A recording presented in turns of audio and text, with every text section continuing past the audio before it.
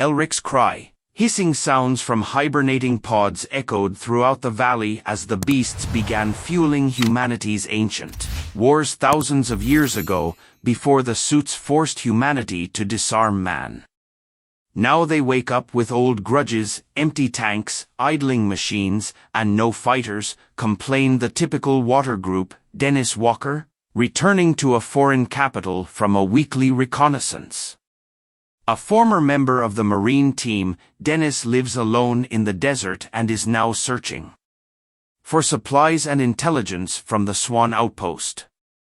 After an Urheim the enlightened hegemony grown the proud grey-up self-satisfied, forcing people to compete to Sicept water Zodegimus, Cows Rizajuicy painful, Talon painful and Draco, Cass IR, Monster Jow IR Clusi per Coloniju, Untagged Vini IR slid uz Swaban cannot be worth pie beating on hook. They cherish it to the right. It's fast. The whole planet has grey skin. Soldiers squeeze Dennis to know that they treat humans subban, just like children who are not observed. Unless Dennis acts in the distant mountain climbing, their arrogance will cross their people and fly people, unless he hides a terrible secret before forcing his disarmament. Mankind prepared for this grim day as a last resort against alien tyranny. They hid the terrifying hounds, ancient semi-sentient war machines, and horrific and cruel weapons from a bloodier age. SU-Ban could have ruined their situation, but now, with annihilation near hound, it gives the only hope for people and SU-Ban. It's time to release Shadow Beast and Draco and remind Galaxy's angry Dennis in the bunker boots. Covered in red dust, twitching and opening cabinets and boxes, he dug out everything usable in the direction of the Dragon munition armor technology, all of which had been cleared. There had to be something, he snarled. Under his cot was a rusted box containing only old uniforms and country manuals stuffed underneath. All of Dennis's fingers brushed something hard and metallic. He pulled out a large battered data pad, its screen, dark brow, furrowed Dennis, clicked it on the pad, hummed, and flickered to life, projecting glowing schematics into the air. Dennis squinted at the alien language struggling to pass, meaning from the strange runes. But what he saw took his breath away: beasts, monsters, giants, creatures twice as tall as a man, covered in bones and armor, with razors, sharp claws, and fangs, flanked by a group of armored figures holding weapons.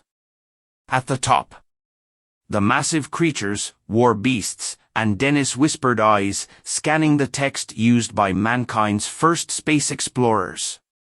These creatures were bred for conquest and were intelligent, brutal, and fiercely loyal only to humans.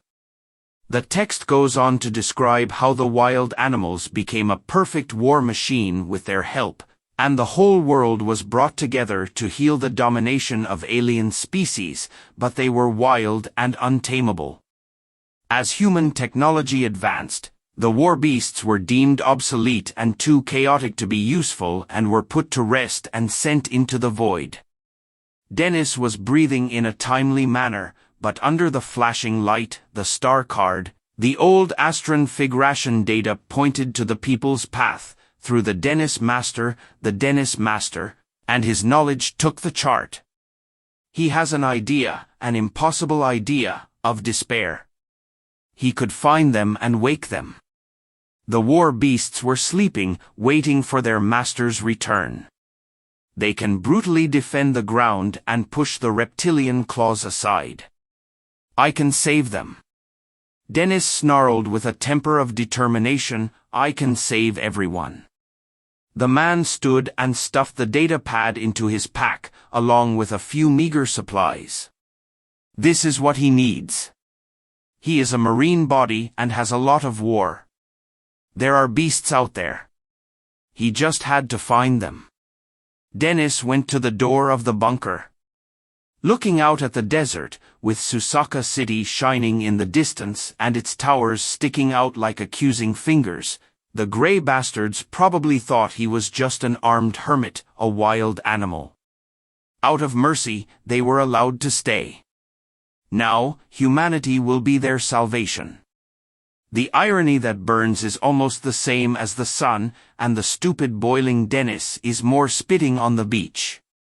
Then he opened the heel and started walking over long distances.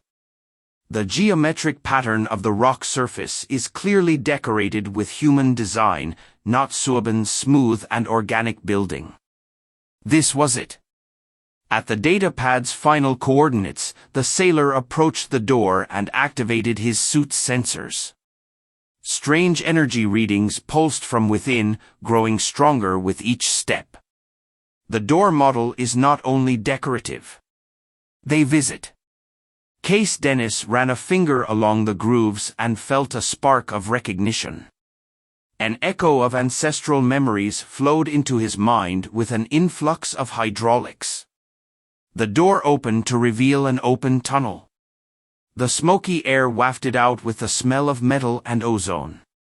Dennis entered the stroke on the lamp. The tunnel stretched out in the walls of the coupon LH with wires and cables. His feet repeated as he fell into the air, growing colder.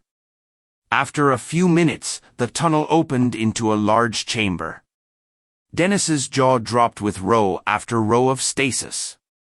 Pods filled the space, each one twice his height, frost-rimmed, their surfaces obscuring the creatures within, but he could see enough armored hides with pointed tails, jaws lined with fangs, the war beasts, and cursed whispers approaching the nearest pod. I cannot believe it.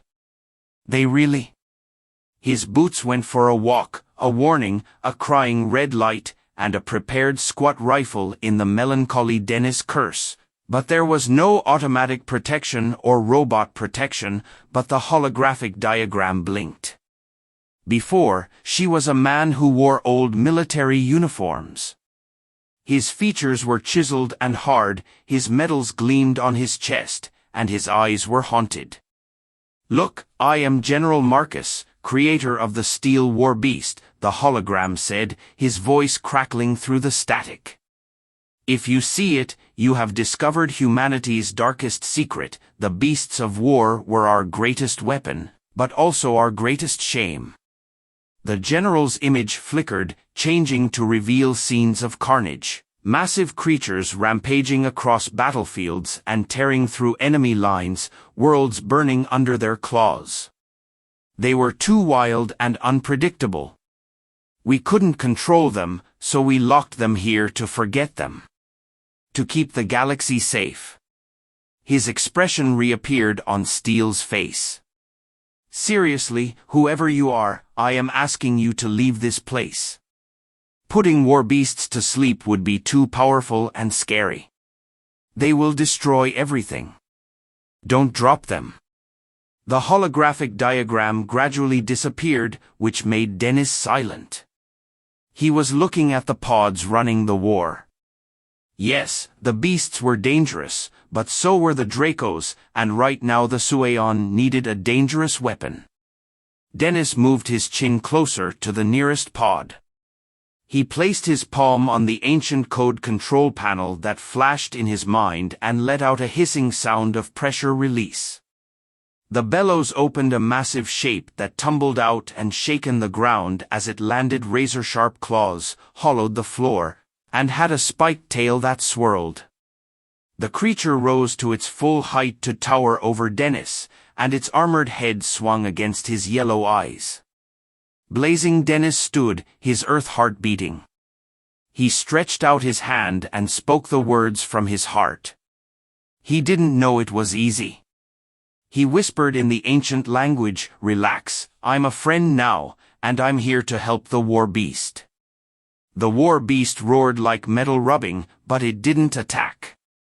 Instead, it lowered its head and sniffed Dennis' outstretched hand, and Dennis slowly reached out to touch its nose. The beast's fur was as warm as sandpaper, and its hot breath made the hair hang. Dennis whispered, What a good boy. Together, we will do great things. You and I want to save Mizusaku, we want to stop Draco. The war beasts rumbled as if they had reached an agreement. Dennis smirked, and an entire army left with one punch.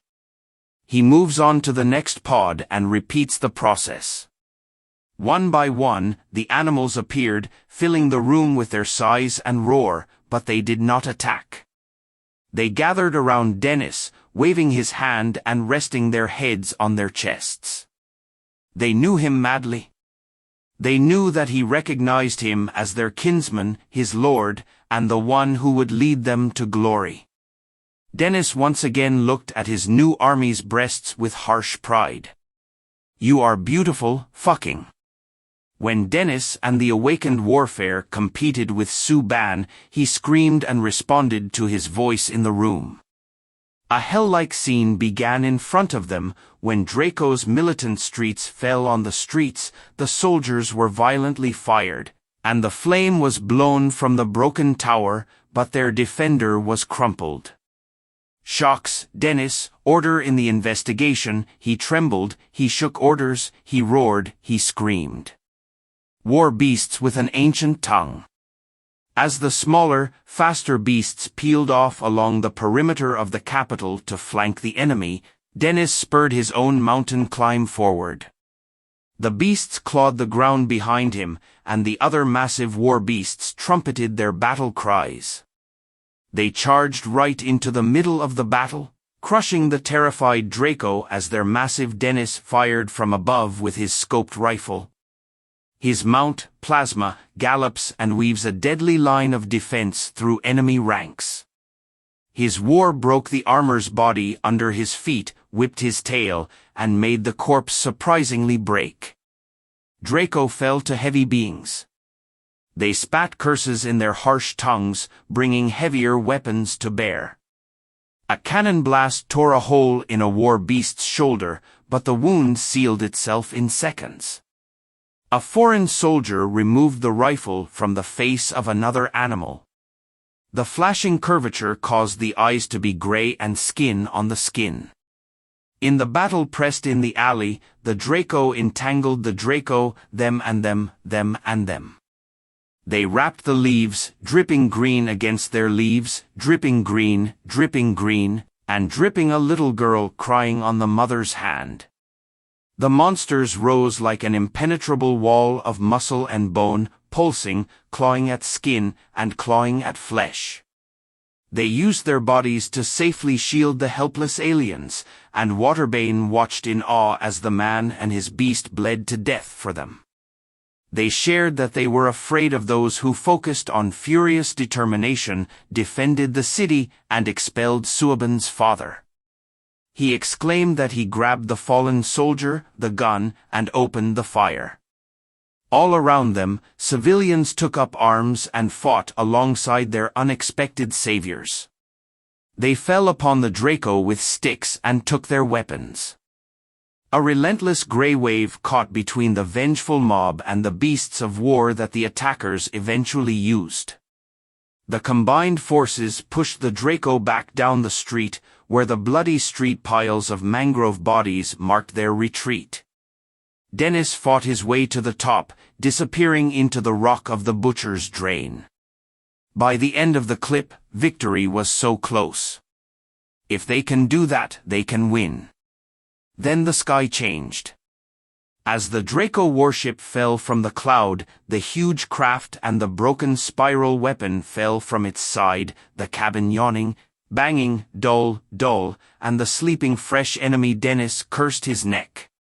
A warship is likely, and the warship's weapons have fallen from Wuyun, and a huge shadow falls on the city. Take out the whole capital with a barrier, they have nothing to scrape it, much less put it down. The war beast moved restlessly. Ask him for directions. He had one map left. A desperately insane Gambit sailor prompted his stand, targeting his plateau back to the ship's threatening. In this case, he went to the sprint and jumped out of the saddle when it was almost below the warship for a frozen moment. He was hanging in the air. Then he crashed onto the pitted metal and scraped it for purchase, the hull riddled with small holes for point defense and lasers. Dennis put his rifle into a hole and opened full auto-screaming fire, with each shot sprayed with molten sparks as the plasma rounds ate through the armor. A ragged hole opened up, just wide enough for him to force his body through Dennis and into the dark bowels of the battleship, surrounded by a panicked Draco. His rifle was empty, and the barrel was gleaming, so he raised it like a club and slammed the butt into the skull of the nearest alien. "Well, you scaly goblins, Dennis, raise your fists and let's dance to your wordless war cry." He attacks Draco, determined to find the ship's bridge and end it somehow, or Dennis will break through the bulkhead with his plasma rifle and shoot the swarming Draco soldiers. The corridor ahead hissed and sputtered, and he pulled the overheated trigger, ripping apart the aliens and hurling smoking bodies, only to be replaced by something more, a wave of scales and blades. He charged into their midst, brandishing his rifle like a club. It crushed skulls and shattered bones, green powder, blood spattered. Dennis waded through the murderous eyes on the bridge in front. The door opened, and Dennis ran in, and there he stood, Zoc General C, the warlord of Tianlong, a tall reptilian man. Dressed in battle scars. Armed with human filth, Zorak roared, "You dare Dennis to raise his rifle and curse me." Did they lunge at each other, limbs tangling and clashing? Dennis was knocked down. The butt of his pistol shot Zork in the chin. The general passed out, then lashed out with his claws, hitting Dennis hard in the ribs. They fought their way across the bridge, smashing arcades and trading blows. The Zork had great speed. His claws carved bloody lines into Dennis's face and hands, but the man fought with desperate fury. He knocks down Draco Hydezor's fist and finds Dennis's guts crushing his knee.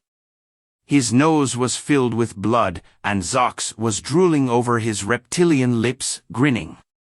"Your race is weak, generally snort, and you will fall like everyone else." Dennis spat dark red and put on a sparkling console. His fingers danced under control, but the boat's alarm was alive. The self-destruct sequence triggered a robotic voice that announced the explosion after 30 seconds. Zora's eyes widened. He threw himself at the console, but Dennis tackled him. They crashed through the bridge's viewing area in a spray of broken glass, the wind roaring past them as they plummeted in free fall. Jordan rushed to meet them with one last, desperate blow. Dennis was furious as he broke free of Zor's grip, knocking him away.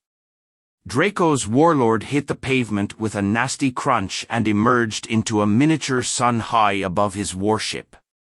The shockwave hit Dennis like a hammer, throwing him to the side.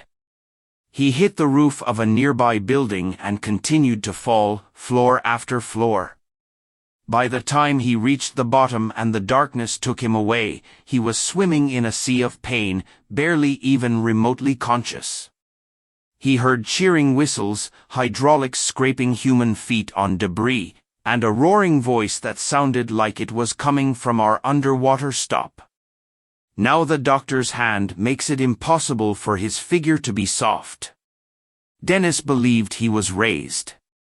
He forced his eyes open to find himself pressed into the arms of a war beast, his armor being scratched and slowly burned away. It came into focus with a street littered with rubble, the Swayban and war beasts bloodied but triumphant, and the twisted burning remains of the Draco warship. "We did," Dennis croaking. "Yes," a Swayban voice said from nearby, "that you did it. You saved us all." Dennis tried to turn his head, but the pain shot through him. He saw gray, leather, elegant clothes stained with Sutsu. "Manager, your city," Dennis succeeded. "Thank you, it's complete. The manager's answer is damaged, but we will restore it." He stopped his grave and the creatures that fought bravely. We were grateful but wary, and Dennis understood how they could not be beasts of war, monsters from a bygone age, relics of humanity's bloody past. They represent a force that can disrupt the galaxy's fragile peace. They won't be a problem. Dennis gritted his teeth and said, "I'll take care of it." The manager nodded. "It's good to look at you." He stepped back and let the sad-looking doctor approach Dennis with the stretcher. "Let them put him on it." Darkness eats at the edges of his vision. He knew this was only the beginning. The Draco was broken but not beaten, and now the galaxy knew the truth about the war beasts. There would be fear and mistrust, some would seek to destroy them, others to control them, but as he slipped into unconsciousness, all Dennis could think was to bring it on. He had his monsters, his beautiful, terrible angels of death.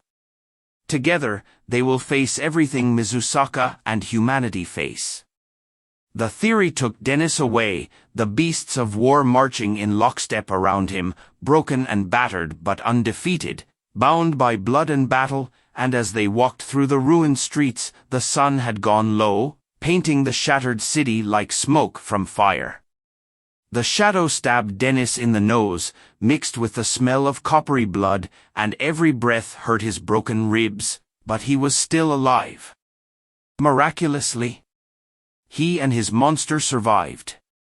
The Drakons have understood the wrath of men and beasts of war. Their claws will be a nightmare for generations of reptiles. It wasn't accepted. Dennis knew it wasn't even gratitude, not really. The fear in the Swaban leader's eyes had been plain. Dennis is a crazy dog in the galaxy. Now it is a fanatical beast, and there is a group of monsters on the heel. They would never envy him or trust him, but maybe that was enough. He doesn't need their love or trust, just their respect. Only a promise of peace, however tenuous, can keep the galaxy safe as the villain plays the villain, who becomes their devil, their nightmare, as the doctors load Dennis into a waiting transport. He took one last look at the city war beast before the gates closed. Then he let go. Let the pain and fatigue take him. He dreamed of the blood of the buckets and teeth and thunder, as well as the stars that were separated on the stars. It was a good dream. The story is over. If you like this story and want to support us, please like and subscribe to our channel. I will cherish every one of them.